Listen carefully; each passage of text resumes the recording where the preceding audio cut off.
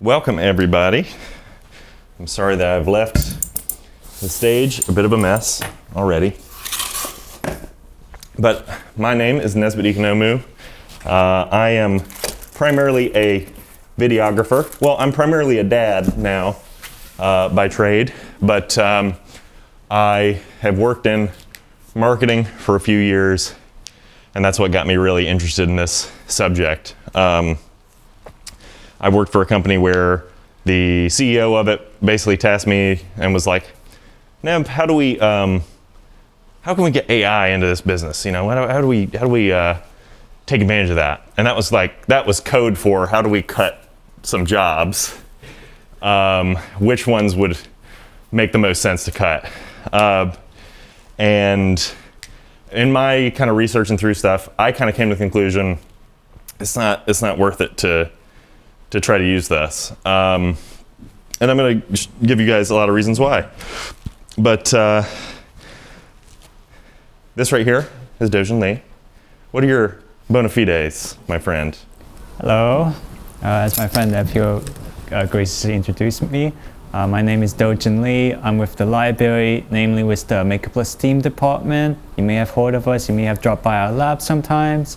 Outside of the library, my daytime job, I also am a freelance contracted illustrator. I have worked with art directors and publishers before, and so generative AI, whether it be generative AI art or just any source of generative AI, is a topic of interest to me as it directly impacts my trade, whether for good or for ill, and that is some my bona fides. Let's describe it. Yeah. I think that sets it up well. So this can't be real, which I think was named by Larkin back there.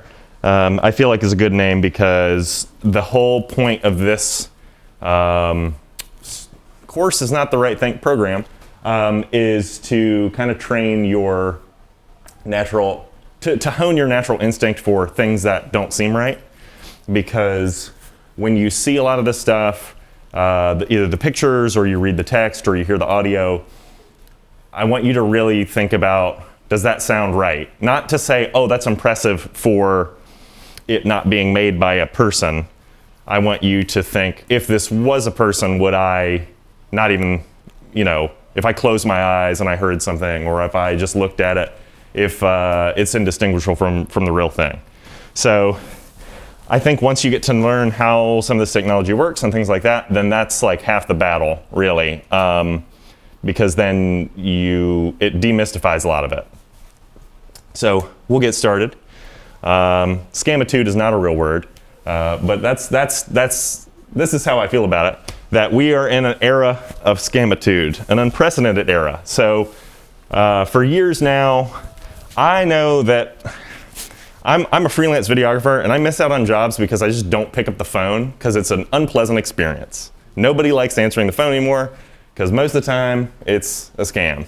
It's a robot. It's nobody. And so the thing with AI and what makes it so dangerous is it has now supercharged that problem, because now you don't need a person to make these calls. You don't even need to write a little program. You can have a self-perpetuating thing that just multiplies and multiplies and multiplies, and the capacity for making scams is just out of this world these days. So the thing I was saying here is, if the odds of successfully scamming someone are 1 in a million, you can just have an AI make 1 million scams. So it's about scale. So generative AI, when we say AI, this is what we're talking about. Generative AI it's an umbrella term for a lot of different technologies. And pretty much the way it works is you feed in stuff and it spits stuff out. In the simplest way of putting it, you feed it stuff, it spits it out. With art, it gobbles up a lot of pictures of art, impressionist art, modern art, from the Renaissance, from all these different things, cartoons. And it starts out with people labeling it, being able to say this is this and this is this. Ultimately, it's able to label it itself so that people can go into some program, they can say, I want to see This is going to sound really random, but it's going to come back. I want to see Jesus as a shrimp. That sounds... Shrimp? Yes, as a shrimp. Okay. Just put that in your back pocket. And then it can, based on all the things that it's gobbled up, it can then make something that looks like that. So it's not just for images, it's for audio, for video, for text. And there's a lot of big brain, smarty nuts and bolts that makes that possible. But in the simplest term, you put stuff in, it spits the stuff out. It gathers this stuff by a process called scraping. So, scrape as a word I feel like is very apt for this, because scraping is like really, it sounds really like coarse, and it sounds really kind of aggressive. And that's kind of how these companies like Google, OpenAI, any of these companies that have like their own AI servers and stuff, they are sending out these little crawlers all over the internet and just gobbling up all of the information that they can from every page that they can get to. So big example would be Wikipedia. So Mike Krzyzewski here, if you were to have something scrape the page, what it would do is all of this text, boop, it would gobble that up. It would take the picture, and then an important thing is all of these little blue things, those are links to other things. It would be like, oh, that must be important. Not only is it going to put more weight in those links and saying like, these are important things that we need to know about, it's also going to go to all of those links and it's going to gobble that up too. So these companies, they've already eaten up everything that's on Wikipedia, and it's, anytime something new comes up, it's just going to gobble it up as soon as it, shows up on there. Because this is our modern kind of encyclopedia, so it's a rational place for them to start with that. I won't get into too much about these nuts and bolts. We were talking about it. But a thing that kind of powers a lot of this is large language models, and I guess, how would you put that? It's so people can use the program and they can use their own natural speaking voice, and they can type something in. They don't have to, the thought is you don't have to be super technical with what you're asking it to do. It knows enough about how we construct language that it can take what you're saying and then it can spit out what you're looking for, I guess. So a lot of these things, it unto itself, if somebody's trying to create text, it uses this technology. And then all of these programs, like where people can spit out videos. I know Instagram has it like built in now, and I don't know, DALL-E is one. They're like these image generator ones. It's built so that you can, like I said before, I want to see Jesus Christ as a shrimp. Someone can type it in just like that, and then that's what they'll get, roughly speaking. Deep learning, we talked about that. Ultimately, you want to teach it enough that it can start to teach itself. It can start making connections on its own. So all of that's very impressive. It's incredible technology. It's amazing. But the thing is, a lot of people will say, oh, it's learning. This is artificial intelligence. The word intelligence means like it's thinking like a human being can think. It cannot. Anybody who says that it can is lying to you. I've seen companies like Google and stuff, they say the great thing about this is it can logic through things. It cannot use logic. What it can do is it's the equivalent of, I'm sure many of you have probably had a teacher who says there's a difference between memorization and learning. When you memorize something, it's for like a task, and once you're done with the task, it's out of your head. And then learning is when it's like internalized and you can make those connections and stuff. It's like it's memorized a lot of things, and it's like, oh, I've heard somebody say 2 + 2 is 4, but it is not doing the math. Some people will use this to do math, which boggles my mind. Anyway, I'll give you a good example. My last name is Economou. I know, it's a mouthful, but a supercomputer that is capable of recreating all the art And all that, you would think that it would be able to handle this. So I said, how many O's are in Economou? There are 2 O's in Economou. We'll all count together. 1, 2, 3. So question, did you say this, you wrote this in? This is not fake. This is, Say it verbally. I typed it in. Okay, that's what I was trying to find out. Yeah. Okay. They do have the same OpenAI. They have something where you can do it through audio, but it's just turning it into your voice, and then Sure. there are 2 O's in Economou.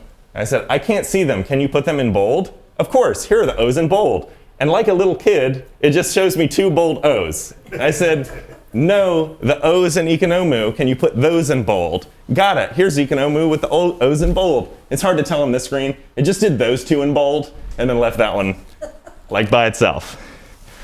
It doesn't know, it does not understand the logic of like what I'm asking it to do.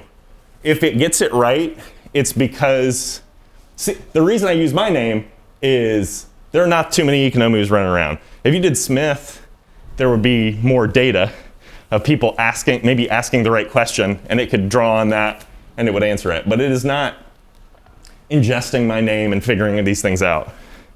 Like I said, it just gobbles stuff up and it spits things out. It doesn't understand what it's gobbling up. It doesn't understand what it's spitting out. It's just kind of, it's been massaged over time to try to get the right results that people want it to make. It's kind of being, people trying to bend it to their will, I guess, So Google, your gateway to Reddit. Google, in my opinion, has gotten horrible over the past few years. I find it used to be so wonderful and so magical, and it was like, oh, the gateway to all of human knowledge. And now it's like, I have to ignore the first, entire page of Google, it feels like, and then scroll down before I get good stuff, because it's either trying to sell me something, has these AI overviews that are nonsense. So I was thinking it for a long time. For years, I was like, man, I feel like it's getting really bad. And research has found I was not crazy. It is getting worse. Majority of high-ranking product reviews in the results page of commercial search engines use affiliate marketing, and significant amounts are outright SEO product review spam. So 2 terms in there. Affiliate marketing means, hey, I'm gonna throw you a few bucks and you say some nice things about my product. So not trustworthy. SEO is search engine optimization, and that's where you say the right things to trick Google. Is there a better way of putting that? Honestly, are any of you familiar with the term like clickbait titles, for example? It's essentially like that, but for search engine, where you put in the right words, the right keynotes or head titles to catch and trick Google to put your results up in the front page. So back in the day, people would just be like, let's say you wanted to get pizza, and they would just make like pages on their website that were hidden that were just like pizza, pizza, pizza, pizza. And then it got more sophisticated, and it was like, okay, we need to do things that are people find relevant. And the company I worked for, we did it. And we would make all these, I worked for a company that helped people do marketing for junk removal companies. And so we would make them websites, and all of them would have a dedicated page for shed demolition, or it was like very specific things in the hope that someone will Google that question and then you will shoot up to the top. So basically, a thing that you'll see a lot of is you will see websites like CNN being like, what time does the Super Bowl start? And it'll have an article on what time does the Super Bowl start because of SEO. It's a question that you could so easily find. It should just pop up for you at the top of Google anyway. These websites will make things for really basic questions because people ask them a lot, and then it will send people to their website. So we need to talk about Google Ads. 77% of Google's revenue comes from ads. And Google search has intentionally been made more difficult to use over the years. And the longer it takes you to find what you're looking for, the more likely you are to click on an ad. So what Google did was they took the person who was the head of search for like 20 years, and they were like, thank you for your service, but by, because the head of ads showed up and he said, you know how we can make a lot more money is we make search worse, because if you find what you're looking for on the first try, then you're not going to click on any ads because you found what you wanted. If it takes you 5 tries, your chances of clicking on an ad shoot up. And if you go on Google, all the ads are boom, right up there at the top. Loads of ads. So, and again, 77% of Google's revenue comes from ads. Those ads, they're pay-per-click, so as soon as you click on it, some money goes to Google. So depending on the good or service, I need to update these figures here. Because it's much lower than this, but depending on the good or service being advertised, the price per click can range from 10 cents to over $1. What I mean to say is converting a, gosh, I just need to rewrite that thing. Essentially, people spend a lot of money to get people to click their ads. So the company I worked for, people would have we would tell them to have ads budgets of like $5,000 a month. And because you could have 60 people click something and then they don't pick it and then somebody picks it. So it's like, it's not the most efficient kind of thing, but in modern society, it's the most efficient kind of marketing you can do. But in 2023, Google made $307.39 billion with a B, and 237.86 of that, 237.86 billion came from ads. Sorry, the numbers are so huge, my mouth won't even work right to say them. So what is this doing to Google? As we've talked about, it's made it a lot worse. It has been flooded with this SEO slop, those ads that don't help anybody. It just helps people, companies, things shoot up to the top. Now AI has made it worse because you can get AI to write these slop articles, and people don't even have to write them. You can just be like, write the most common problems people have, and we'll answer them on our site, and then we'll make a separate page for each and every single one of those, and just have AI do it. Affiliate marketing has caused the top organic search results to also be ads, even if they aren't labeled as Google ads. So if you have a company that says, I don't know, HP makes this laptop, and I make videos for a living, and they were to reach out to me and say, hey, you make a video saying nice things about my laptop, and that, and their SEO team got it all the way up to the top. It would not show as an ad, but it would be an ad, and once they click on it legally, I think I would have to say, oh, this is affiliate marketing. Affiliate marketing is like a really dressed up way of saying, like, we threw you some money, that you're a spokesperson for that. Like, it's a commercial is what it is. And then AI overviews is just a recent-ish thing that Google has rolled out, where at the top of Google now, when you type in something, it'll have like a little twinkly twinkle, and then it will show an AI overview. And it's so useless because Google has been doing like a summary for like 10 years now, and it's doing a summary on top of a summary, and a lot of times it's just like not right at all.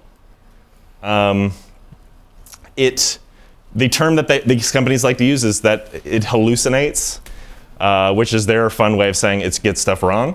So it's confidently stating information that is demonstrably false. The big problem with this is Google up until now has been a guide to help you find information. And now with these overviews, Google is now saying we are the source of information. Which it used to be like Google is your friend, and you go and be like, it'd be like going to the library and asking Doe, hey, where could I find periodicals or something like that? And then you would just walk me over to it and be like, have fun. And now it would be like me going and asking Doe, hey, I need a book about, I don't know, the Civil War. And you're like, you know what? I'm going to tell you about the Civil War. You don't need a book. I'll just tell you about it. So I have a question. Yeah. Because I have noticed this with Google. And I've bought into it.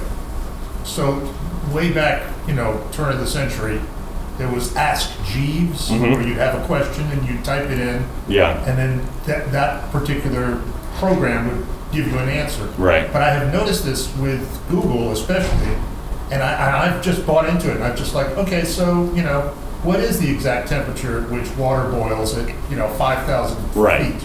And then whatever it comes up with, I'm like, see, well, there you go.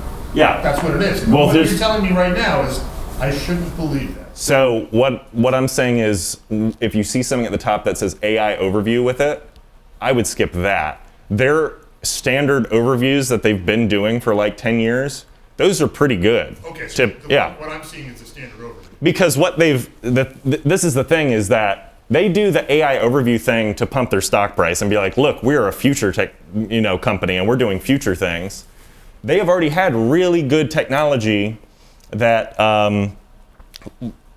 takes what we say and can parse it into something that that's the whole point of a search engine, is it's taking what we say and it's figuring out what the keywords are there to get us where we're trying to go.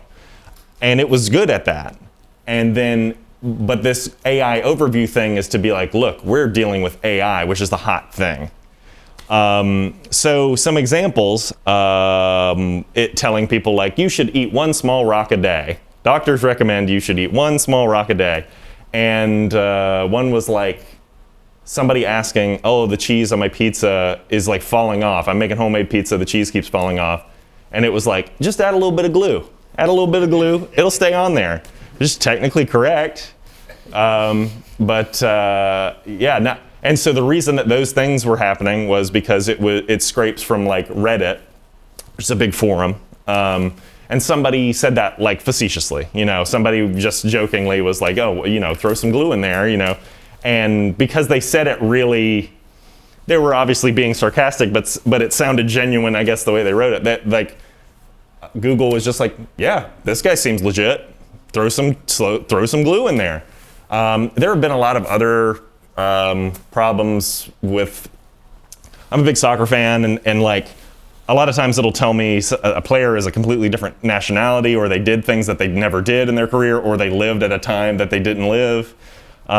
Because it just gets mixed up with other things. It's just it's a broken feature, and I don't see any. It can also be incredibly problematic because, like Neb implied, it can't discern sarcasm, which have caused AI overview to sometimes give not technically wrong answers, but very dangerous answers.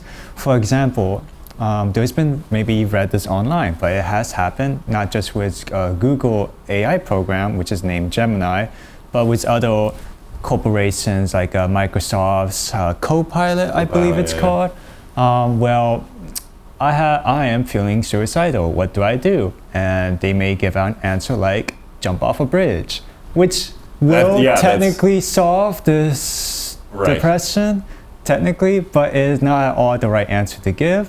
And it's also completely failed to realize the context of the question, which and how it should be answered, because the answer should not be to kill yourself, it should be to seek help.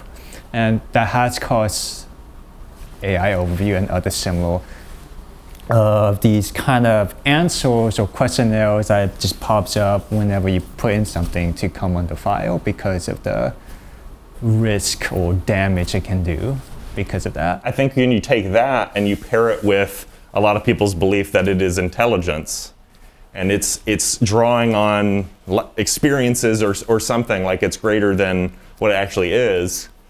And if you have somebody who's in a brittle mental state, they could look at that and be like, well, maybe I should do that, Yet again, more confirmation that, So it's, and the reason it could have said that could have just been because there are a lot of horrible people on the internet who've told people to jump off a bridge or something, and that's what it, drew upon. An example of why, I won't harp on this too much more, but the biggest, I guess, analogy that I have for people is, and why these AI overviews are so dangerous is because you take the movie Braveheart, where you're like, okay, it's about William Wallace and it's in Scotland, and it was like a long time ago, and there was like a big battle, and that's kind of what you take away from it. You watch it and you're like, this was a real guy, and this was a real thing that happened. But then you're also in your head, you're like, well, it's a movie, so they dramatize some things, but you don't know which parts they dramatized and which parts they didn't. So, it's like tiny things. Is the face paint?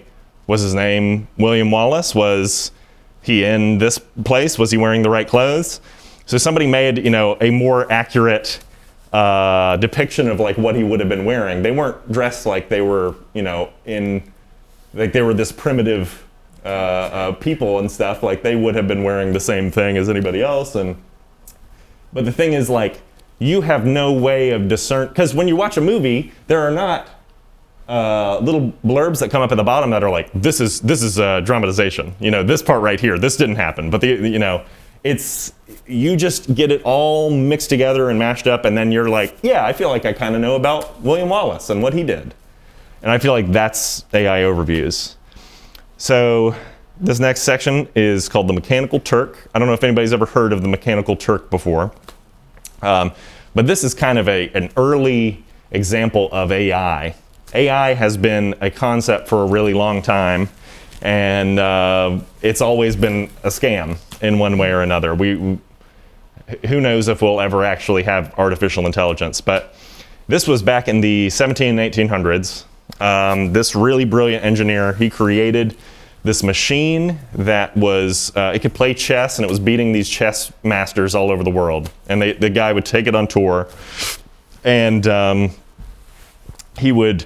people were like, wow, how is this happening? How could this be possible? And nobody could beat it. And he was saying, oh, it's an automaton, and it just, I've created this intelligent robot, essentially. But surprise, surprise, it was a little dude inside. They took a chess grandmaster, one of the best in the world, and I don't know what they're paying this dude to have him sit in this like cramped little sweaty box, but he was able to control. I mean, it's a brilliant device. It's just like AI now. The construction of it is incredible. I'm not debating that, but this was a lie. He did not create a robot. He had a little dude in a box. The reason I bring this up is there are a lot of things now where they say it's AI, and it is not. It's a dude in a box. Amazon just walk out technology, which I remember seeing a long time ago. I was like, whatever happened to that? So the whole concept of it was there were these little grocery stores or bodegas that you could go in. Nobody worked in there, pretty much. You'd go in, you'd grab your groceries, and you'd just walk out, and it would know, and it would be like, boom, you're charged on your phone. And it was like, got everything right. And it seemed like magic. I remember seeing the commercials, I was like, wow. It relied on more than 1,000 people in India watching and labeling videos to ensure accurate checkout. So it didn't really work. It worked a bit, but if they just left it to their technology and their technology alone, it would have been like the all-you-could-shoplift buffet, because it just wasn't picking up on what people were walking out with. It was like, 40% accurate. So powered by dudes watching you shop over a webcam technology. AI drive-thrus. There have been fast food places that are toying with the idea of having AI operate their drive-thrus. Big companies have it in test markets like McDonald's and Chick-fil-A and stuff like that. So same thing. The 70% of orders required human intervention to correct errors. So some of the orders included 100 chicken nuggets, 2 sticks of butter, and bacon ice cream, which, me being from South Carolina, sounds pretty good. But yeah, it would just, it would add things that just weren't even on the menu. All right, now we're getting into the meat of this.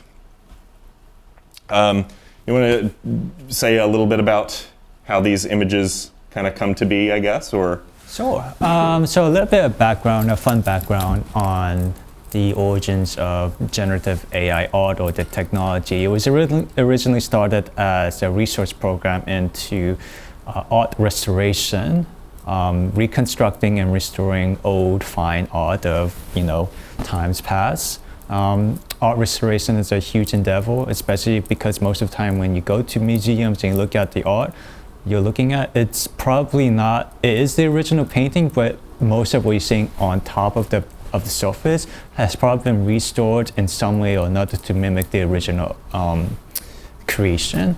AI art was originally begat from the technology looking into that. And so how generative AI art works is that, much like language learning models, which my friend Neb here talked about, AI art works through diffusion models.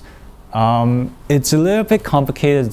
Technology is very impressive. The best way I can dumb it down is you take an image and you try to distort it as much as possible, and then you task yourself to recreating and restoring that original piece. And through that knowledge you learn from it, you try to do it for another piece and another piece and another piece till you can recreate images that you can just do on any input.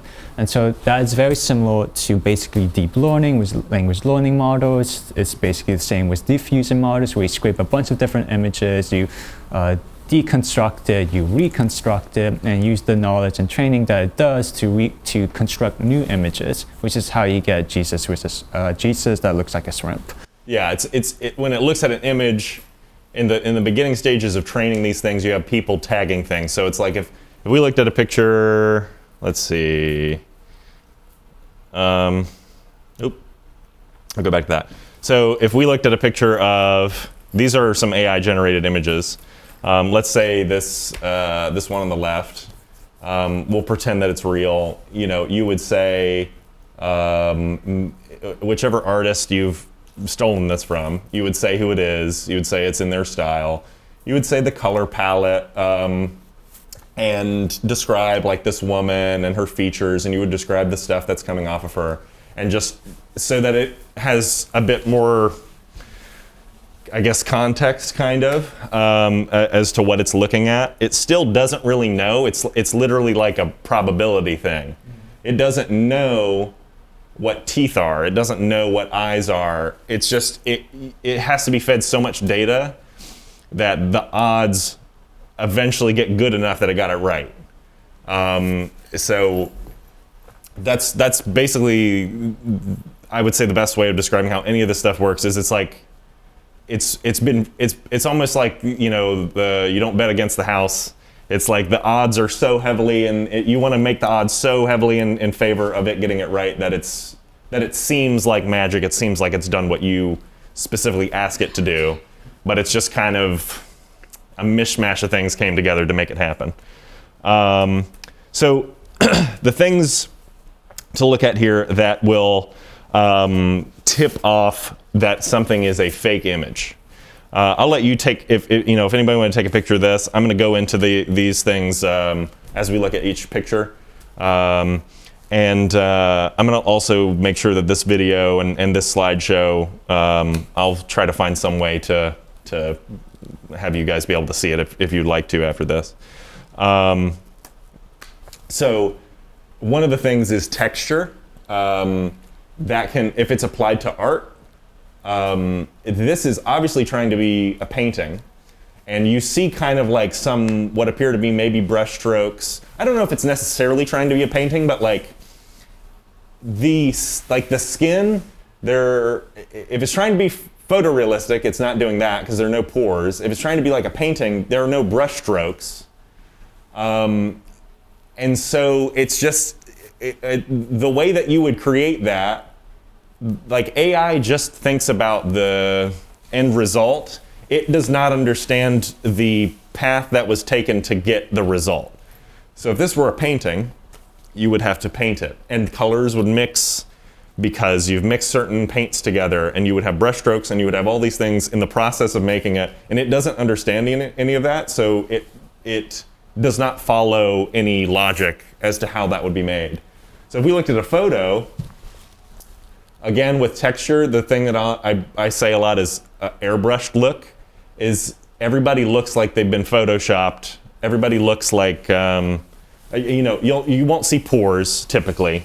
You will either not see pores, you will see so many pores because it really tries to overcompensate. So with this, this is like an early example of like someone doing a face. Like there are issues with her eyes. This eye looks like a bird's eye or something. You know, they don't quite match up with each other. And we talk about the texture issue again. This earring just kind of turns into mush. You can. It's important that Doe talked about the way that these things work is they start out with a super blurry image and then they try to work backwards and try to fill in detail. Because if you look at these pictures and you squint and you try to make your eyes real blurry, you wouldn't know. I am of the belief that this technology lives and dies with smartphones, because if you have a really tiny screen and you can't see the details, then like a lot of this stuff will pass by without you even thinking about it. A lot of this will be a matter of you slowing down and zooming in on things and seeing if they are actually, what they seem. Anatomy is a big problem. I really love this meme somebody made saying AI will make designers obsolete and AI accepting the job. These are all AI images. It does not do great with hands because the thing about fingers, this has made me, like, learning about this has made me really appreciate like how complicated and how amazing like our bodies are and things like that, because your fingers, just looking at it, like it cannot figure out with consistency which way a finger is going, which finger it is. When you move your fingers, you've got shadows in the way. They're all these little segments. Your hands are actually really complicated. And I mean, I'm sure for you, when you were learning how to draw and get into art, like hands, I feel like I can't draw hands. I mean, I can't draw anything, but I know people struggle with hands. Yes, everyone hated drawing hands. I didn't mind drawing hands because, well, it was something I would like to draw, so. You wanted to learn it. It's not all intuitive, drawing hands. I've always tell people that the best way to draw hands is to draw triangles, because that's what hands are, just triangles. If you're not thinking too hard about the individual 5 fingers, but if you just break it down into shapes, they're triangles. Just a whole bunch of triangles. Well, this is too many triangles, if you ask me. So now we're talking more about anatomy and things like that. So these are obviously steps above what we saw with that woman a few slides ago. But if we look over, I should really get a laser pointer because I'm too tall to be doing this. This is the airbrush look I'm talking about. Like, she looks like, she almost looks like a Pixar character at this point, like does not look real. And I understand that people will have headshots and they will be touched up, but with these, it will be to a ridiculous degree, I feel like. Not tastefully done, I guess. It's like you are not really seeing the person underneath it anymore. So aside from that, I could argue, well, maybe this woman just had like a really aggressive kind of Photoshop job. The thing, if anybody wants to take a stab at what the telltale sign is, you are welcome to shout it out if you can see something that would give away. I'm trying to figure out her hand. Yeah, her hand is all wrong. Okay, perfect. That's it. Is that she's got 5 fingers. The fingers, yeah. That one is also wrinkled incorrectly. You're talking about the fabric? Yes. Fabric is another one. Fabric is another telltale one, is that, because fabric is complicated, how it moves around. There have been people who will say, something will come out, maybe it's a political leader or something, and people will be like, oh my gosh, can you believe that they did this? And so like a menswear blogger was like, no, because the button doesn't go that way. And and people are able to spot those things. Gotcha. A lot of times it shouldn't be that hard. This guy right here, this is like a little bit lower resolution image, but just like glancing at it, looks legit to me. But then we start with those hands. Hands are always the first place to start.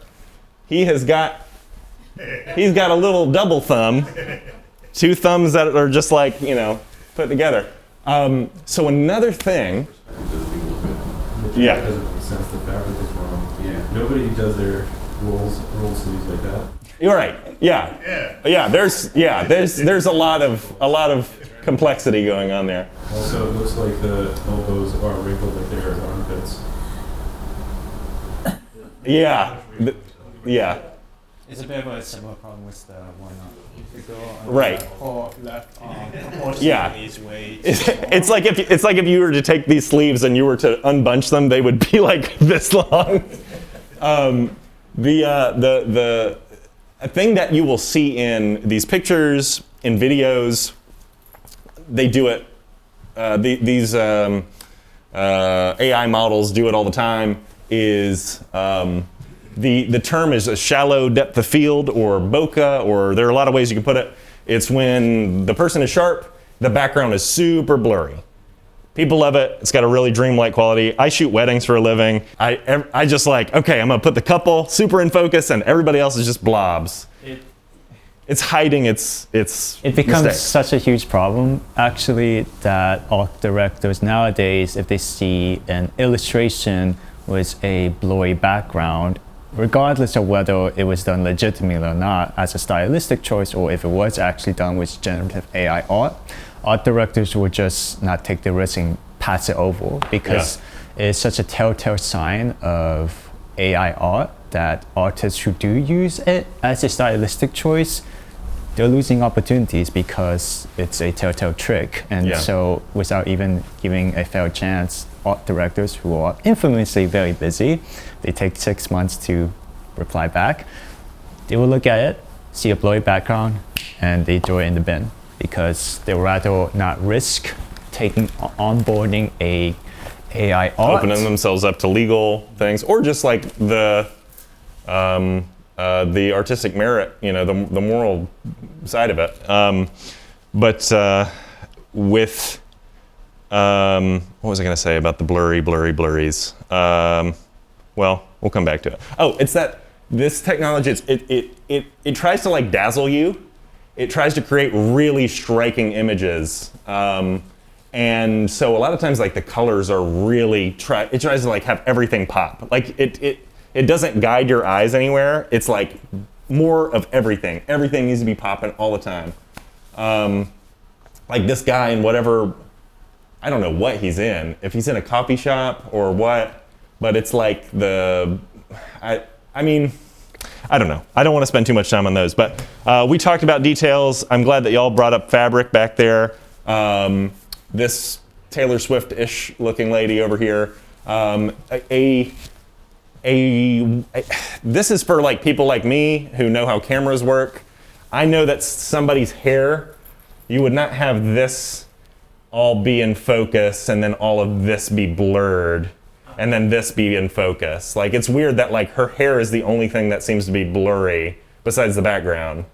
Because like your cameras work, it's like however far away someone is from the camera, you decide how far back the blur goes. So it wouldn't make sense that the blur would just, anyway. Also her little bow right here just sort of melts into her shirt. Yeah. This one right here, I would probably not think anything of it. I would not see this as I think of like the ones that I was going through, this one right here. All I can think of is like, she's got a bad haircut, but like people can get bad haircuts, No, it's the fabric of the collar. It's gathered on one shoulder and not on the other shoulder. Yeah. And when you make something that way, it should be gathered the same. Right. On both sides. It should have that same fold. And so I'm glad that you bring that up and also we've got people who, that was the thing that clued into them was the fabric. You really want to lean on like your natural, the stuff that you notice. And for me, I am not well versed in fashion. I know it's hard to believe, but it's for me. I'm like feel like I'm pretty decent at photography and videography. I know how cameras work, And so I can spot stuff like where a camera is doing something that is physically impossible. That immediately, comes to mind for me. But Doe is an artist, so Doe can, lock in on. Yeah. Just step back. Can you go back to that last slide? Yeah. So, someone could ask an AI program to generate the picture on the left. Yeah. What would they say to the program to try to get it to come up with this? Something like a alternative indie folk band cover, splash page, something like Okay, that. so you're talking about my. Oh. That Yeah. You could say. I got you on the other one too. So you would say just give me like an album cover. Well, yeah, when I look at that, my mind thinks that looks like a band, The one on the other side, it would be like, blonde woman with like big blown out hair maybe, or and bangs, and wearing a white and orange. So I'm glad that you bring this up, because Doe talks about this a lot, is that it will go off of what you put in, and then the rest is up to it in terms of how it fills things out. Because they might have said, put her in the desert, or they might have just described the woman, and then it put her in the desert. And because it was like, well, she needs to be somewhere. It could have described her. It could have described her fashion. It could have described her shirt, or whatever was typed in. They extrapolated out. Oh, this person, we need to make him look like a model, so they dressed him. Because it's drawing off of photos that it is gobbled up, Right. and then it's like it's going into the fridge, and it's like, where is all that art that I stole? Okay, I'm going to take a little bit from here, a little bit from there. And so a lot of times you'll see photos, I should have had a slide that had this, but there are pictures where it's like 1% different than an actual real photo. Because it's just like, based on what somebody typed in, it was like, well, I found something that has this, and this. I might as well just do that, instead of drawing from a bunch of different things, because it doesn't know what it's doing. It can't stop itself from plagiarism, because it is inherently a plagiarism machine. So we'll talk about architecture is another thing to look out for. It's not good with lines, I feel like. Like if you have a lot of consistent lines, so like brickwork could be a thing. Here is maybe you could be like, this is in some museum somewhere. This is what people will do, is they'll post it on Facebook or something like that and be like, wow, check this out. This is amazing, at some museum or something. And you'll look at it and be like, oh my gosh, that's incredible that somebody made that. But like, it doesn't make any sense. It doesn't make any sense. That one's very simple. This one, it's obvious once it's pointed out, but it took me a really long time. Every time I look at it, after a few months, I always forget what it is. But if anybody can spot what it is on this one, I think it's very funny once you see it. Is something with the laptop in his knees? I think that one's pretty funny. I do like how he's sitting there like this. But I feel in a lot of chairs. it's that the table he's on just has one leg. It's just got one leg right in the middle. And so it's, you have stuff like that. Like for me, I was like, well, I can see that there's like a desk back there that's stuck inside the window. Yeah. But it's, the table should be the tip off. But it's stuff like that. When you're looking at it in its totality, nothing really stands out at you all that much. And that's kind of the scary thing, is that it's about like, with any scam, it's about waiting for your guard to drop. And everybody drops their guard eventually. Here we already talked about the airbrush look. We got the super blurry background. This woman on the right, it's trying to look like it's from the 60s or something. But I know enough about fashion and stuff that like this combination of fashions and this type of photograph could not have happened. Like all those things could not have come together. Also, her hand is blurry, but nothing else is, which is... It does things to try to cover its tracks. It knows it can't do hands right, so it just blurred the hands. We talked about fabrics. These are ones that are really well done, I feel like. Do you want now?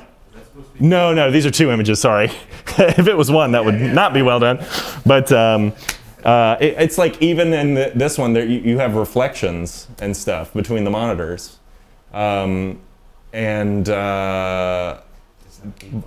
then... Her forearm seems weirdly proportioned. Yeah. Also, like, this is a different arm.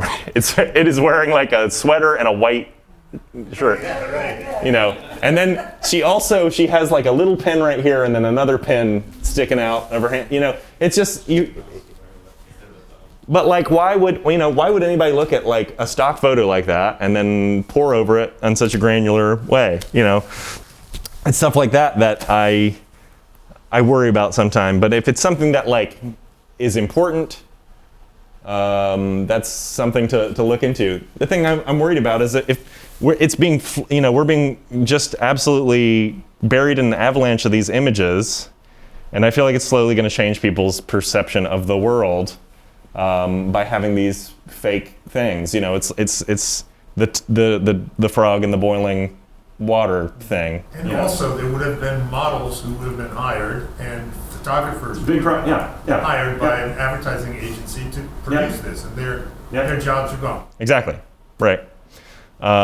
Text, it's not good with text. So the like garbled up text is less of a problem now, but now you just have like bullshit words, you know, that are I don't know what like because this is a great example of you take out your contacts and you look at it and you're like, wow, what a cool office.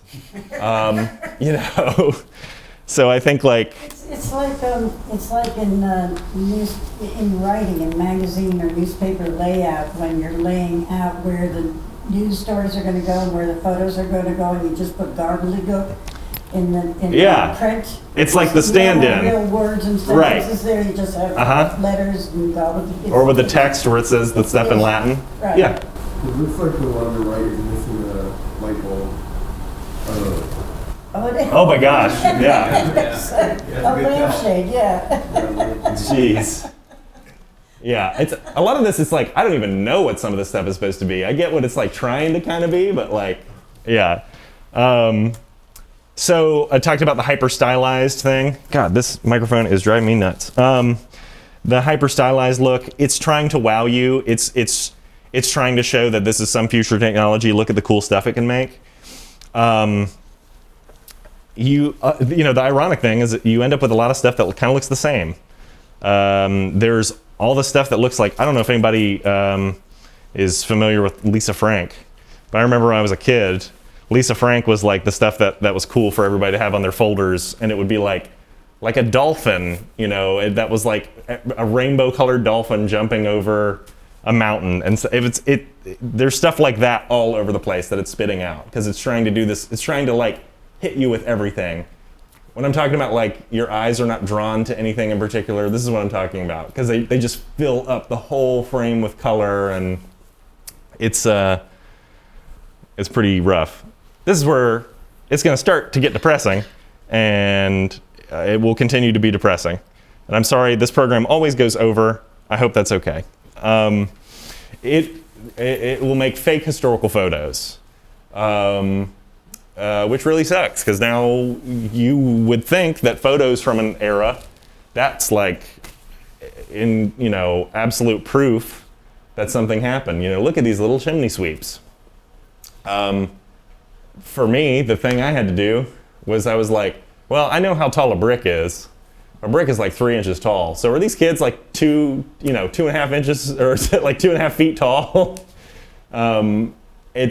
And then we have over here what you would think would be like suffragettes, but then you look at what's written on these pages, and it's nonsense. It's just like a bunch of lines and things like that. And that, to me, I feel like is very damaging.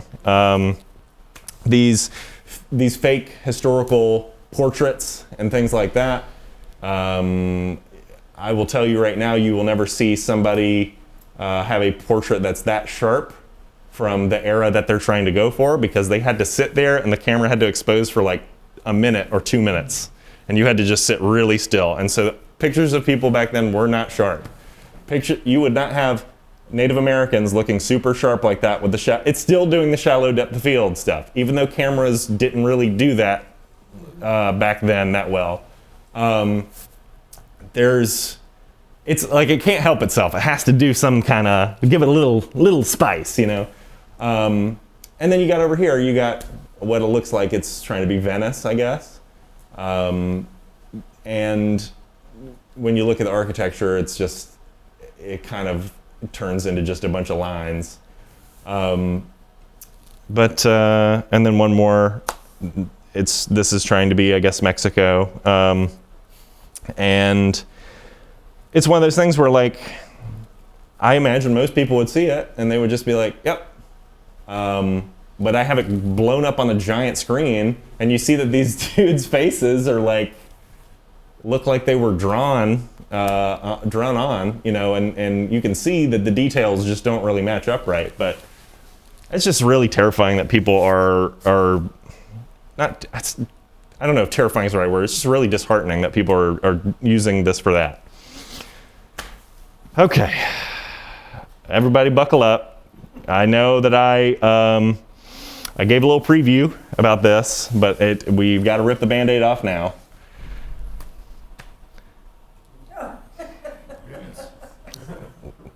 Facebook, I don't know if anybody uses Facebook. It's gotten really weird. Really, really, really weird. So now we end up with Shrimp Jesus and Hot Dog Jesus. Some more really weird things. Usually they have Jesus or soldiers. You've got Jesus who has a leg amputated and he's hanging out with a soldier who has a melted gun. And then there's a second Jesus, and they both have birthday cakes, and it's a nightmare. Or this lady carrying a giant Bible in a monsoon, and she's of some weird indiscriminate rank. Yeah, they're like really over the top. Like, I would think that people would look at that and be like, that's not real. This is like the definitive, this cannot be real stuff when you see things like this. And then, so the reason this is happening is, this is a good example of this, is I'll give an example of at one point there was a little boy in Africa who made a statue of Jesus out of Coke bottles or Coke cans. And people liked it and shared it around a lot, and they were like, whoa, this is awesome. And so some scammers, they decided to send out their little scrapers, and they were like, find posts that have a lot of likes and a lot of shares and a lot of engagement, as people would call it. And then take that picture and just tweak it just like 5%. Just make it basically the same photo, just a little different. And then take that and do it 1,000 times, and you start out with like Coke bottle, like all of these I think are kind of showing some variation on like how things kind of spiral out of control. Like, I don't know. Eventually, you end up with Lobster Jesus. You end up with, I don't know, these ones in the sand. The one that really, really almost made me want to start making this program was my wife showed me something, and it was like children whose heads were shaved, so Jesus's face was in their hair. And then I was like, this is becoming very grotesque. So it's essentially, you're going like, what is the point of this? Every single time we do this, I have someone like scream, why? Why would you do this? The people who do this, they start up, they'll make a page, like a Facebook page, and it'll be like, isn't life beautiful or something is what it will be called. And then when you go on the page, it'll have all these pictures, but then they'll have like links where they'll be like, go to the store to buy so-and-so. And maybe they'll like take some of the stuff and they'll put it on mugs or something. Or there will be people who will be like, go to this link and then, you know, great things await. And it's like, give me your, you know, credit card information and we'll send you blah, blah, blah. It's just like, it's to try to get as many people as possible clicking on this page, and then eventually you bring them down the rabbit hole into whatever scam you're trying to pull. Here's another example. A guy, he carves a dog out of wood, and somebody was like, this kind of got out of control. They changed the guy. They change the breed of the dog maybe a little bit. They all look very similar, but it's different enough that like it doesn't get flagged by, I don't know if they have plagiarisms. They don't. They definitely don't. But or they'll have, oh, my daughter, she drew this self-portrait. Isn't it amazing? That's really disappointing that they'll do it of like a child. So, you know, I feel like it's pretty obvious why this is all a problem. A thing that I used to hear a lot was pics or it didn't happen, as you needed some photographic proof, and that is no longer a thing that we can rely on. We can look at pictures and it can look super real and it did not happen. People will be rewriting history, just creating fake news, and this enables bad actors. You know, you're saying these things happened that didn't happen. You're showing. We have people saying, what was the like eating people's pets and stuff, and people were they would go and then they would make the images. They would come up with a fake story and they'd make the images to meet their fake story. So, and then the way that we build association with the world around us is damaged. Body dysmorphia, the way that we view ourselves, you know, it's particularly a problem with teens and stuff, is that if you have, I've seen ones where it's like, this is the ideal woman and things like that, and then eventually just skinnier and skinnier, and the makeup and people's measurements and things like that are just super out of control, and then, you know, stealing people's creations and lived experience for perverse personal benefit. Let's see. Writing. Writing is trickier because, in my opinion, when I see the writing stuff, I feel like it looks like a high schooler trying to really style it out, like trying to be really, I don't know if it, like, everything will have I said a high school book report tone, so it's like you're really trying to wow the teacher. Stuff is super fluffed. You got counterfactual. They always like to show both sides of everything. Right, exactly. It's like, however, on that, you know, on the other hand, the super fluffed, redundant sentences, long-winded, unnecessary intro. If you have something that has a big intro, that's usually a good sign. Like, I feel like when I read articles, there's not typically like, well, we all love chicken soup, don't we? You know, and like, it seems to create a big introduction every time it writes like an article or something like that. Jarringly grand language.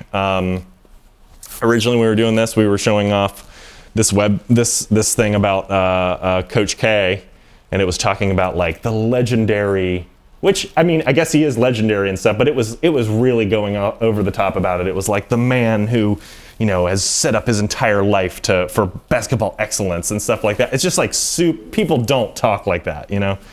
And then everything is written technically correctly, but without any kind of real like personal touch. And so, it's prone to cliches. The one that I find the most annoying is, well, whether you're blank or you're blank, blankety blank blank blank. Whether you're looking for bread or you're looking for cheese, Harris Teeter is the place to be. Like, it's always stuff like that, and it's very annoying. Lack of credible sources included. They have this LLMs, large language models. They've got this incredible ability to tell you stuff that is wrong, but they'll be very confident about it. it is the mansplain machine. I don't know if anybody's ever heard the term elegant variation. It's when somebody writes an article and they try as hard as they can not to say the same thing twice. And so the example here is referring to pigs as the surprisingly intelligent mud-wallowing mammals. It'll do stuff like that. It'll be like, how do I describe this thing in like the most over-the-top way? Okay, video. It just gets more depressing from here. Oh, do I have audio? I don't know. It came out of nowhere. What we subsequently learned is it may have come from the former president or his legal team acting in bad faith. This is a deepfake example of what is possible with powerful computer and editing. It took around 72 hours to create this example from scratch using extremely powerful GPU. It could be improved with more computing time, but 90% of people cannot tell the difference. I'm desensitized. Like when I see fake video stuff or deepfakes, it's immediately apparent to me. I don't know about you guys if you have experience seeing deepfakes. Like, was that convincing? That one's kind of older, but the obvious thing is whoever wrote the stuff for him to say, English was not their first language. Like there was stuff that was the syntax, I guess, and things were just not quite right. But here's another one. I'm sorry to. Border so secure as it was just 2 years ago, and now our border is to order the Education and Justice Departments to overhaul federal standards on disciplining minors. So when troubled youth are out and trolled, they're out on the streets and they're going wild, we will stop it. The consequences are swift, certain, and strong. So that one, I feel like, besides it for some reason made his face a bit wetter and more, which, that can happen in real life. But these things are, if you're not paying attention or you look on a phone, for me, the thing that I will talk about if you were to see like a politician saying something that maybe is weird, then to check and just find another source that has the video, if a big figure was on TV and they said something that was like blew your mind, every news station would have that, would have a story about it. And if you look it up and you don't see it anywhere, then it's fake.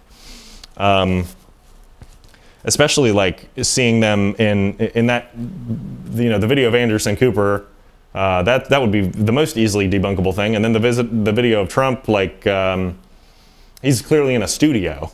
It's if somebody's in a studio, it's specifically made to go out somewhere. The ones where you would have to worry about are ones where it's made to look like it was out and about and it was like a hot mic or something like that, which it doesn't do well with. It's much better at doing things that are like a super controlled environment, and it can fake those a lot better. I think that spotting generated video is easier because we're hardwired to spot things that feel off. And so when you take images and you start putting them in motion, I feel like that makes it so, like, we have so many things evolutionarily to be like, we're hardwired to look for faces and to look for contrast and things like that for our own survival. I think it does so many weird little things that you wouldn't expect. Let me see. I'll show you instead of talking. So, this answers your question. These are the prompt. They call them prompts at the bottom. This is what they typed in to get this video, according to them. The thing that It just looks like a cartoon. yeah. So they put like 3D digital render art style as a thing on the bottom. A thing that I have noticed and makes it the most obvious to see is with video. There's something called. It's being stabbed. it really does. What was that bird doing? Yeah, it's So the thing that really, like this clip shows it really well, is with video there's something called frame rate, and that's how many still images you see a second to make video. And it does not know how to do that consistently. So everything looks like slow motion. Everything, it's like people who are supposed to be moving at normal speed. I don't know what's going on with that forklift. Somebody should check in on him. Or just things where it's like, what's he doing? You would think he'd be doing some fun stuff, but he's just kind of... here's an example. Like these, dogs in slow motion. And everything has this... my friend said everything looks like... it's like a dream where you're seasick or something. Everything just kind of makes... I don't know, it feels a little vomity. It really feels like a drone to me. It just kind of slow. Right. Everything has kind of a drone look, yeah. And this right here, this is supposed to be like a drone. I've flown a drone. It would have gone into those trees, baby. It would have been out of commish. This is something that could maybe be, could trick you, I guess. Yeah. And then they'll do stuff like this where it's, they wrote in all kinds of stuff. Yeah, and they generated, I guess, like Steven Spielberg, I guess. But looks like you know what a scan and pan from an old VCR tape. Yeah. It does have that unnatural kind of, like the way that the camera moves feels divorced from like an actual person controlling it, I feel like the scan and pan look is definitely a good way of describing it. Most people haven't seen scan and pan though. So it took a lot I guess they take it for granted. Scraped a lot of footage of a group of people in a parade. Yeah. And then somehow superimposed a Chinese dragon over it. Yeah, what it probably did was just took video of a parade with the Chinese dragon going through it. And then it's like, it's kind of like if you were to write a bit less, then it's just gonna like take, because these were trained on, they just scraped stock video. And so a lot of these, they look like stock video, and that's because most of it is trained on they just went into stock video archives because it was so easy to, hate this. What is going on?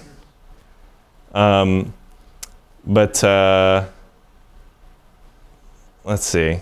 Anyway, so this is just a lot of the video stuff. I'd say if everything that looks like really weirdly smooth and, I don't know, is like breaking some kind of, I just think it's the classic, if it looks too good to be true, it probably is kind of thing, Here's drone footage of historical footage of California during the gold rush. We had drones or helicopters back then. And here's another one where it's like, I would kill to get a camera to glide that smoothly through, these streets and stuff. Anyway, so that's some of those examples of video. Oops. Again, it's very impressive that it can do that, but on its own, when I look at it, an example a friend of mine said was, if you went to the zoo and somebody taught a seal how to play the piano, you'd be like, holy crap, a seal can play piano.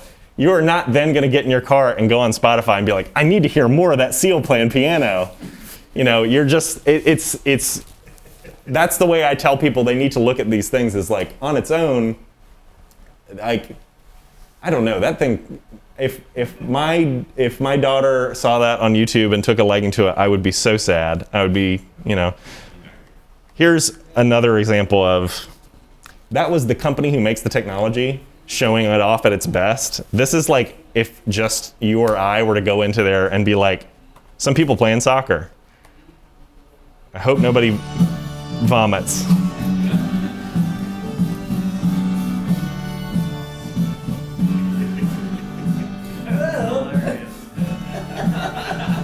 Yeah, it doesn't know what's going on, because soccer is a very fluid game, so it does not surprise me that it doesn't know what to do. It's just like these huge piles of people just flying through the air. Yeah. Red card. Again, like the weird slow motion. Anyway, that makes me sick. I don't know what is going on. Okay. We're going to get to some actual scams now that you have seen a lot of the how these things are done and what to look for. I've never had any of these things happen to me. I've just heard of them. I've seen news stories about them, but like a deep fake video call where somebody steals somebody's family member's likeness. So if you have like a single clear photo of somebody's face, you can snatch it and you can make a deep fake. It's not going to be a very good one, but it could be enough to trick somebody. So if one of these were to happen, the thing that you would have to look out for is if they're just like not moving. Like it's like they have a studio and they're just like, "Hi, Dad," and not interacting with the world or anything. It's like they got into the studio booth to make this phone call. We're gonna get onto audio. So you can clone somebody's voice with as little as 5 seconds of audio, and they're decent. They're better than the single photo of somebody's face. The 5 seconds of audio, and you can make a pretty okay approximation of somebody's voice. It would be good enough to trick somebody's bank voice activation, which for some reason there are banks that still have that. So if you have a bank that has a feature where you can lock it, you can access it through your voice, discontinue that feature, maybe discontinue that bank, but try to not have to use that anymore, and because it's not, it can be so easily spoofed now. If you're picking up the phone from an unknown number, which most numbers seem to be unknown numbers these days, don't say anything. Just pick it up and just wait. And if there's 5 seconds and it's just silence, hang up. Yeah. Or if it takes 5 seconds before somebody to say something to you, then they're probably a scammer anyway, or something. And if it's actually important, they will call you back, leave you a voicemail or something like that. So. The more source material there is of a voice, the more convincing the clone. So many of these scams involve a cloned voice of a loved one describing an urgent emergency where they're in need of money. So it's like, "Oh, I got drunk and got arrested here in Brazil, and the police, I can't make bail. I need money for bail." And what they typically will do is that somebody will get like a young family member who has like TikTok, and they have a lot of source material of them speaking, and then they'll use that to train it, and on their face and everything, and then have them call up a family member and have them wire money. So if you were to get a phone call from somebody who is in your family, and let's say they say, "No, don't hang up. You can't call me back because then, this is my one phone call," if you're with somebody else, be like, call the person right now on their phone, and then they'll call them, and then they'll pick them up, and they'll be like, "Hey, I'm just watching the game," instead of "I'm in a jail cell in Brazil." These scams, they rely on your emotional, your love of a person, or your emotional side taking over from your rational brain, and that can happen to anybody. Anyone who thinks they're too smart to get scammed is the perfect mark for a scam, because your defenses are just not there.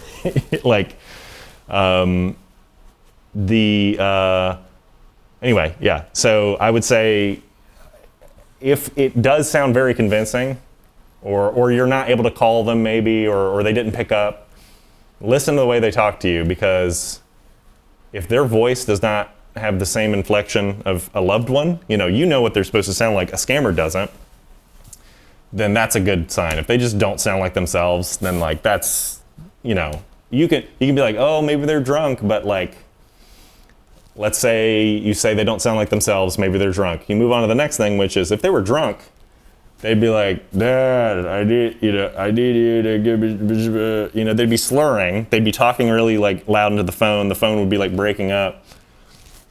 Any of these AI voices, it's going to sound like they were in a studio the whole time. It's going to sound like pristine. It's not going to have the natural dynamics of what a phone call sounds like. Phone calls sound real messy, and they have a lot of things at play, and these fake ones, they won't. Which we talked about. I'm going to try to let's see. All right, we are in the home stretch here. I'm going to talk about devices real quick.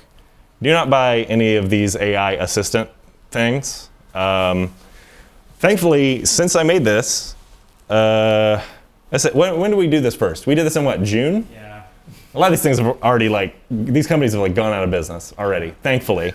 So here was one, it's called the Rabbit R1 or something. Here's the review for it that says that the whole thing was that it's it could see the world around you and tell you, you could point it at something and it'll give you information about it. Pointed at the food in my hand with unwavering absolute confidence. It told me it was a taco and it was a Dorito, a Cool Ranch Dorito. It's also, people found out it was not, you did not need the physical thing. It was like an app. It could have been an app on your phone. And then that one was $200. This one was $700 and also cost a $24 monthly subscription. And its gimmick was that it would do a little projection onto your hand. It didn't have a screen or anything. It was like laser beam projector onto your hand. But it didn't work. It got really hot on people. This review said the one thing that I could truly rely on it to do was tell me the time. I had some articles in here that if I'm able to share this somewhere, there's obituary spam now.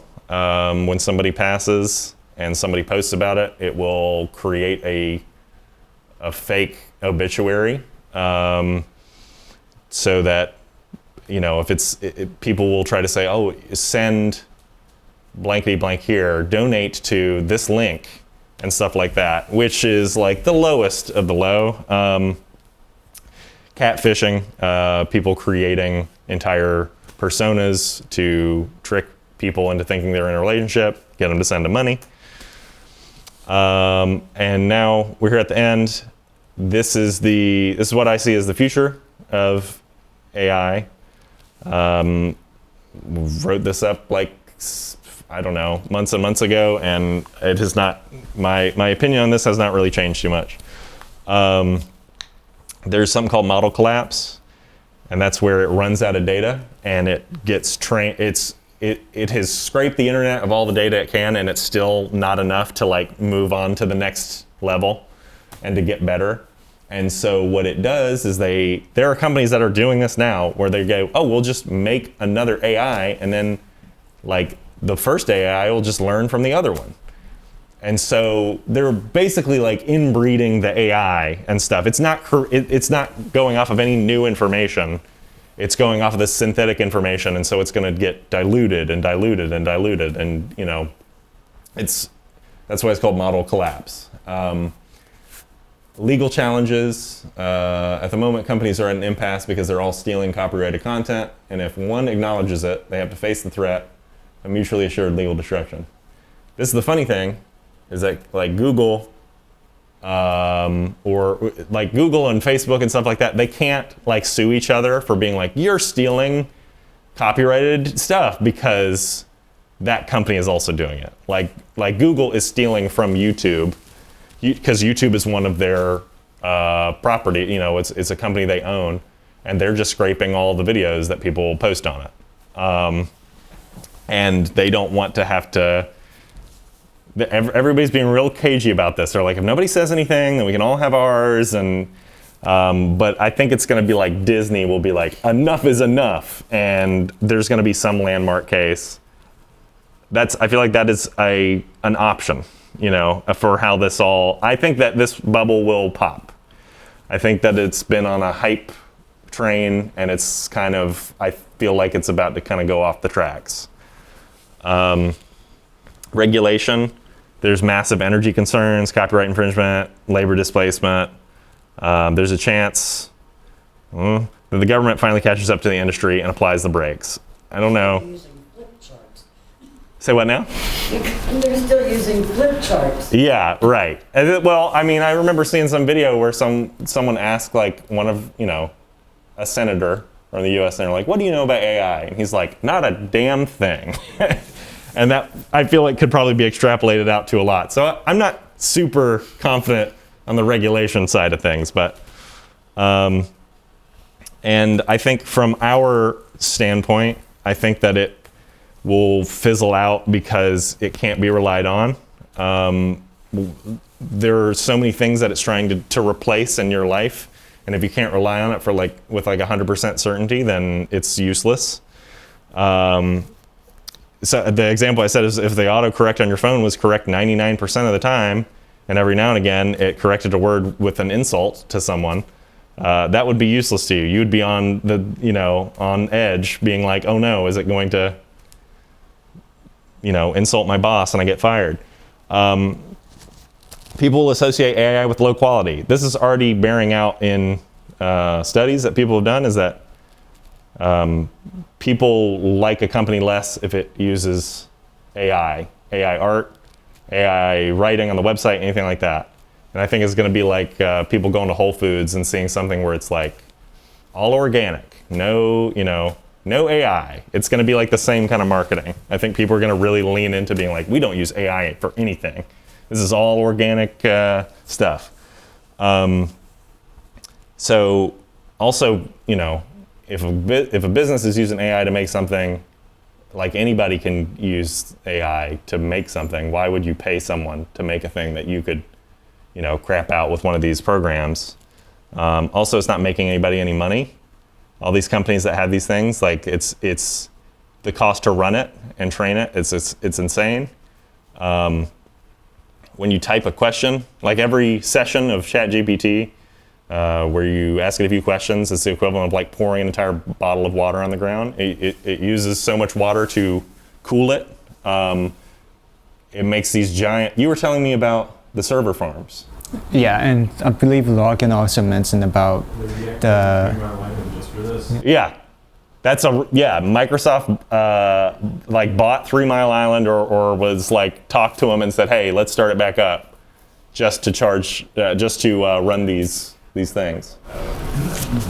Yeah, which like 3 Mile Island, which we all know and love, is such great connotations there. But and then there are towns that are just taken over by these. It'll be like 8 football fields of computers running full pelt with the fans and stuff required to cool them, and it's like driving people mad. They're so loud. They are just awful. And that's what it's taking. It's taking all of this energy to create Lobster Jesus. So the thing that I want to say at the end is, if anybody says, well, it's just going to get better, right now it's not good, but it's just going to keep getting better. It's just going to, once it's trained up more and people say, that's here to stay, now that's part of our lives, it's here to stay. That's all marketing. That's all like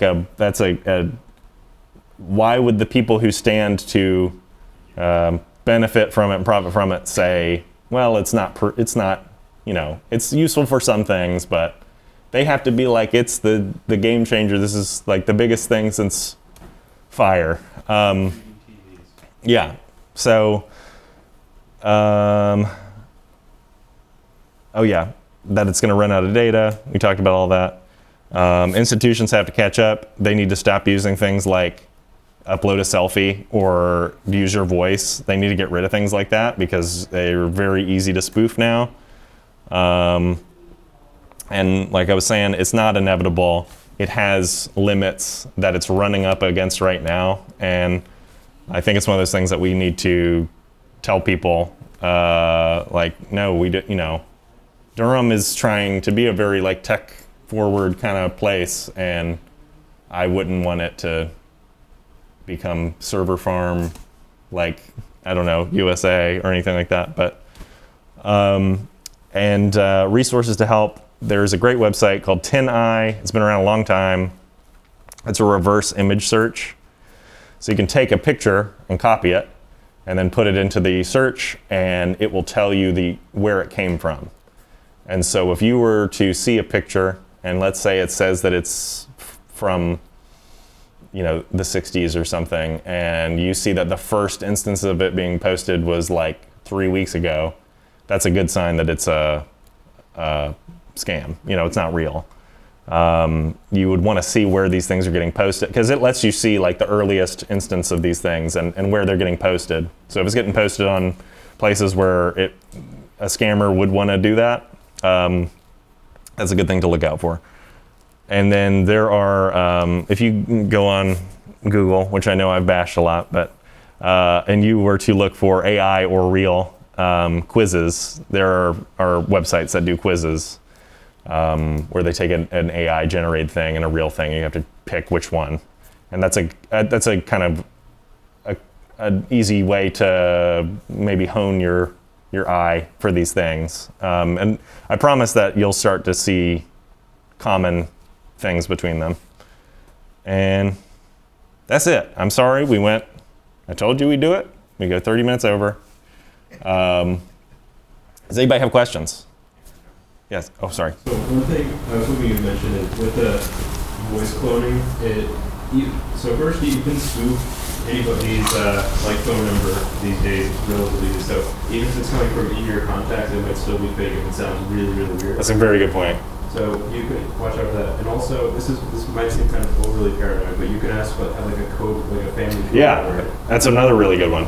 So you can consider those as ways to make sure that things are legitimate in your own lives. Yeah, if you were to say, slip this into conversation to let me know, like if something seems not all that it seems. I also have like ChatGPT premium subscription from work. If you want to play with it, you can just borrow my phone. It can make images and whatever, but yeah, it does very blows your mind. Yes, sir. Well, you talked about how the Google search has gone so bad. Yeah. Do you recommend a different search engine, or there's Verify or anything like that might be helpful? I can't remember if you said that you're using it, the subscription one.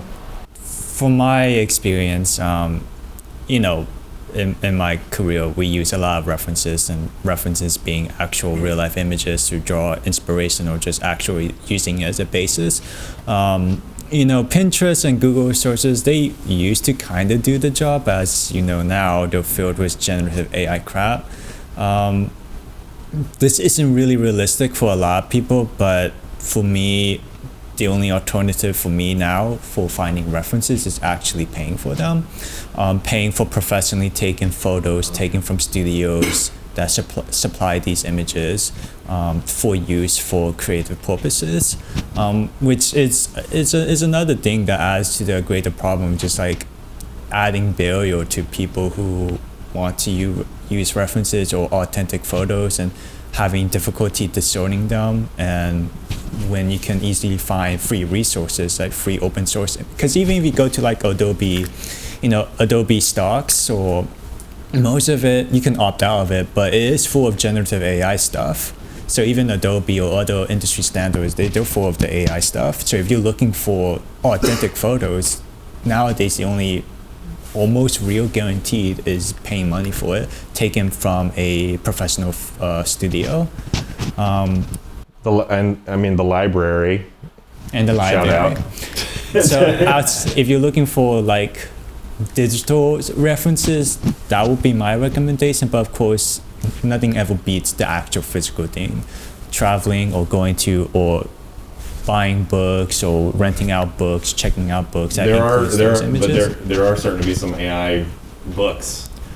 People have AI to write books, and but for a search engine, there are some that you can pay for now, like a few bucks a month, and they don't have ads and stuff like that. And their incentive is not to sell ads, and so it's a very different experience. I can't remember what it's called at the moment, but I'm thinking about using it.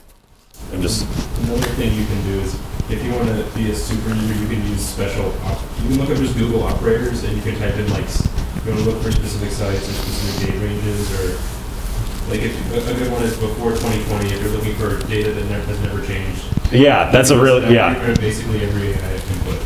You Yeah. just type in before colon 2020. 2020, 2021 or something, because that's when all this kicked off. You know, in 2021, that's when all of this started it. So if you were to look for anything before then you know it's going to be higher quality. If you want to know all the operators, you just type in Google search operators, and it will tell you like all the special code words. Thank you. Yeah.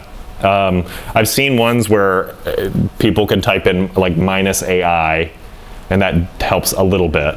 But I don't it's I think like the image search or something. But I don't know how effective it is. An option for that is if you use script like Firefox, you can use uBlock Origin and then just get a block list that just blacklists every single site. So it will basically erase any input to those websites. Oh, that's perfect. So I never see AI running. It's great. That is wonderful. Yeah. So you just download a block list of every single domain. Oh yeah, AI generated content. Yeah, U block origin. So it's like the letter U block origin is called. You run regular ads. Yeah, that's what I use. Yeah. It gets rid of it's wonderful. It's It's better than some of the others. I'd recommend switching to Firefox, as uBlock Origin will no longer work probably by June next year, because Google is changing their back-end programming to make it so that uBlock. Are you a programmer? You seem to know a lot about this stuff. You're just in this world. I wasn't a researcher at UNC, so I have to look up data very specifically. Got it. And I have to navigate Google in order to. And it's a real hassle these days. My heart goes out to you, having to use Google. But any other questions anybody has? Well, awesome. Larkin, if I were to provide resources, would there be some way to easily disseminate those? Yeah, if you're registered for the program, we can send out an email. Okay. Yeah. That would be great. Perfect. And I can send this this whole slideshow, and I'll put this video up somewhere as well, I guess on YouTube, and